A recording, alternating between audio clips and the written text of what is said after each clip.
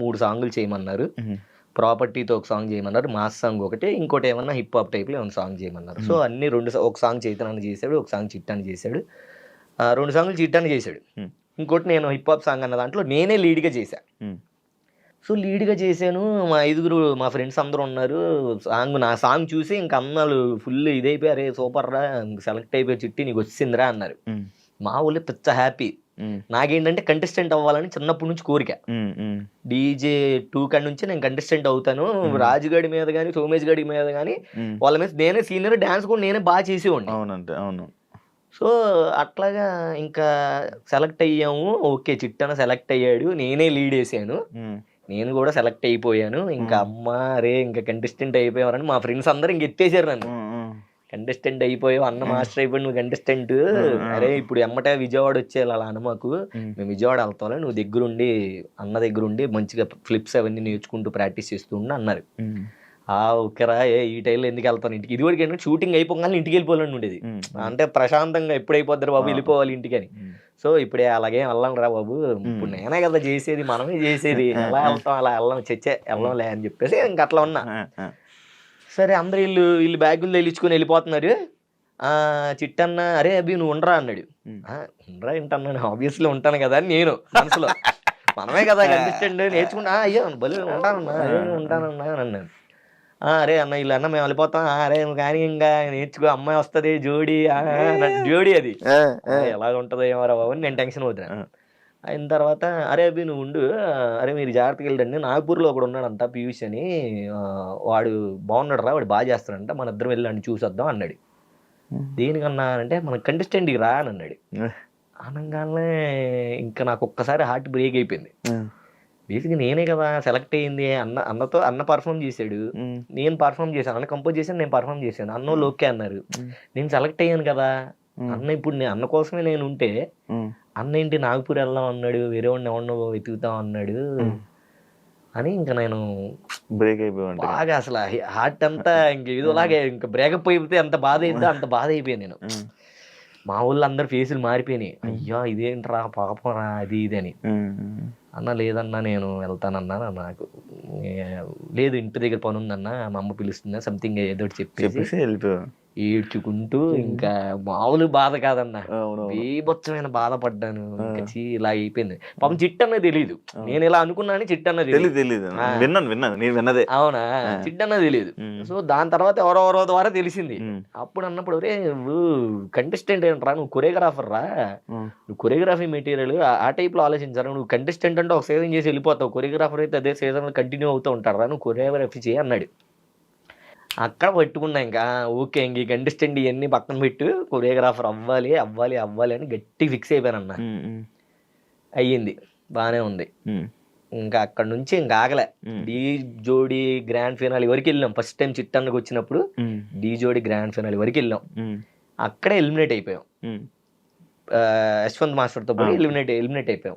అప్పుడు నేను తెలుసుకున్నా, ఓకే ఎక్కడ ఏం కావాలి, గ్రాండ్ ఫైనల్కి వచ్చినప్పుడు సాంగ్లు ఎలా చేయాలి ఏంటి అని. నెక్స్ట్ ఇంక D10 వచ్చింది. అదవా రాజుగాడు ఒకడు ఎంటర్ అయ్యాడు. ఇంకా ఆయన తీసుకున్నారు. అన్న అన్నాడు, అరే రాజుగాడి దగ్గరికి వెళ్తున్నాను రా, మరి ఆయన ఏంటంటే బాగుంటుంది అన్న, ఆడు చేస్తాడు, చూస్ చేసుకున్నాను. ఇంకా అక్కడ నుంచి ఇంకా రాజుగాడిది ఆగలేదన్నమాట. ఇంకా వాడికి డెడికేషన్ కానీ ఇప్పటికీ నేను రాజుగాడికి ఫ్యాన్ అని చెప్తానన్న. ఎందుకనంటే వాడు బయట ఎలా అయినా ఉన్నా ఏదన్నా చేయని, రాజుగాడికి ఉన్నంత డెడికేషన్ D10లో నాకు తెలిసి నేను ఎవరి దగ్గర చూడాల. వాడికి డెడికేషన్ బాగోయే, నరాలు తెగిపోయాయి, బెల్ట్ ఎక్కిపోయి, వాడి ఫిజియోథెరపీ చేయించుకుని వచ్చి ప్రాక్టీస్ చేసేవాడు. ప్రాక్టీస్ డీ టైంలో అప్పట్లో చాలా కష్టపడ్డాడు, బీభత్సమైన డెడికేషన్ చేసేవాడు. నాకు దగ్గరుండి పర్సనల్గా తెలుసు. నేను అప్పుడు కంపోజ్ చేసేవాడిని సాంగ్లన్నీ. కొన్ని సాంగ్లు చిట్టని చేసేవాడు, కొన్ని సాంగ్లు నేను చేసేవాడిని. సో అట్లా ఇంకా గ్రాండ్ ఫినాలే వచ్చింది. యశ్వంత్ మాస్టర్ని కొట్టాలి, ఆబ్వియస్లీ ఆయనే వస్తాడు అటు సైడ్, అతన్నే కొట్టాలి. కొడితే మనోని కొట్టాలి. ఇంకని గట్టిగా ఇంకా నేను 1 month ముందే మా వాళ్ళందరికీ చెప్పేసి, అరే నేను వెళ్ళిపోతున్నాను, మీరు ప్రాక్టీస్ టైంకి రండి అని ముందే వచ్చేసి సాంగ్లు ఎలా కావాలని ఎడిటింగ్లు అన్నీ మొత్తం అంతా రెడీ చేసాం. చిట్టన్న మేము అనుకొని మొత్తం రెడీ చేసి పెట్టేసాం.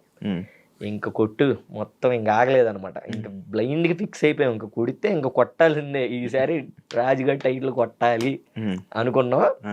అంతే ఇంకా ఆ మూమెంట్ లో ఎన్టీఆర్ సార్ వచ్చారు, అలా చెయ్యెత్తారు. నేను ఇలా కింద ఇలా పడుకున్నాను, అసలు ఇంకేం చేసి ఇలా ఉన్నాను. కట్ చేస్తే పైన ఉన్నా నేను, అందరు లేపేస్తున్నారు పైకి, నన్ను చిట్టానని, సోమేష్ గారిని, అందరిని. సో ఇంకా అట్లాగా అసలు ఇంకా మామూలు విషయం కాదు. దాని తర్వాత ఏమైంది, అక్కడ కూడా మళ్ళీ ఇంకో సాడ్. అదంతా అయిపోయిన తర్వాత ఎన్టీఆర్ సార్ ఎంట్రీ ఉంది, పులి వేషాలు వేయాలి. ఎవరు లేరు, బాయ్స్ అందరు వెళ్ళిపోయారు పార్టీ చేసుకోవడానికి. అందరు బాయ్స్ అందరు వెళ్ళిపోయారు, నేను ఉండిపోయాను. నాతో పులి వేషం వేసేసాడు ఇంట్లో ఇచ్చి ఫుల్గా. ఆ ఎంజాయ్ చేసేది కూడా లేదు ఆ రోజు. ఈ అమ్మ గెలిచాము, రూమ్కి వెళ్ళి అసలు అక్కడేమో మా వాళ్ళు మామ ఎంజాయ్ చేస్తున్నాం, చైతన్య మేము ఇక్కడ అదరగొట్టేస్తున్నాం అంటున్నారు. ఏమో పులి గెటప్పు, పులి వేసుకొని. మళ్ళీ సార్ కూడా లేరు, రీషూట్ అది. మేము ఉన్నదే ఓన్లీ మమ్మల్ని ఎలివేషన్ తీసుకోవడానికి.